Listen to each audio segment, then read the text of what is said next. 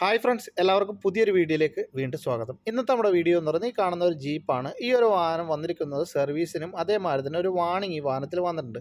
അപ്പോൾ ആ വാണിംഗ് ആണ് നിങ്ങൾക്ക് ഇവിടെ കാണാൻ സാധിക്കുന്നത്. ഇത് കണ്ടല്ലോ, ഞാൻ ഈ മാർക്ക് ചെയ്ത് കാണിച്ചു തരാം. ഈ ഒരു വാണിംഗ് വന്നിട്ടുണ്ട്. ഈ ഒരു വാണിംഗ് എന്താണെന്ന് നിങ്ങൾക്ക് അറിയാമെങ്കിൽ താഴെ കമൻറ്റ് ചെയ്യുക. അതേമാതിരി തന്നെ അറിയില്ല എന്നുണ്ടെങ്കിൽ ഞാൻ അത് പറഞ്ഞുതരാം. സാധാരണയായി സ്റ്റാർട്ട് ഓഫ് ഫംഗ്ഷൻ ഫെയിലിയർ ആയി കഴിഞ്ഞാലാണ് ഈ ഒരു വാണിംഗ് സാധാരണ വരാറ്. അപ്പോൾ അതേമാതിരി തന്നെ ഈ വാഹനത്തിൽ വന്നിരിക്കുന്നത് സ്റ്റാർട്ട് ഓഫ് ഫംഗ്ഷൻ ഫെയിലിയർ ആണ്. ഇത് സ്റ്റാർട്ട് ഓഫ് ഫംഗ്ഷൻ വർക്ക് ചെയ്യുന്നില്ല.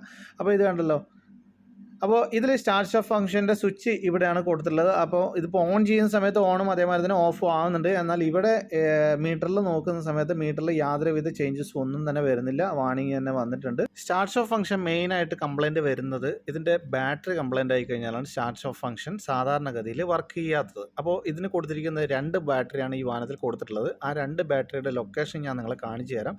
ഇതിൻ്റെ അകത്ത് ഓക്സിലറി ബാറ്ററി ഫെയിലിയർ ആയി കഴിഞ്ഞാലാണ് ഏറ്റവും കൂടുതൽ start of function failure warning വരാറ്.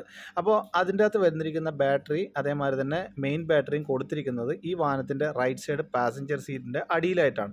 ഈ ഒരു കവർ പൊന്തിച്ച് കഴിഞ്ഞാൽ നിങ്ങൾക്ക് ഇതിൻ്റെ അടിയിലായിട്ട് തന്നെ നിങ്ങൾക്ക് ഇതിൻ്റെ മെയിൻ ബാറ്ററിയും അതേമാതിരി തന്നെ ഓക്സിലറി ബാറ്ററിയും കാണാൻ സാധിക്കുന്നതാണ്.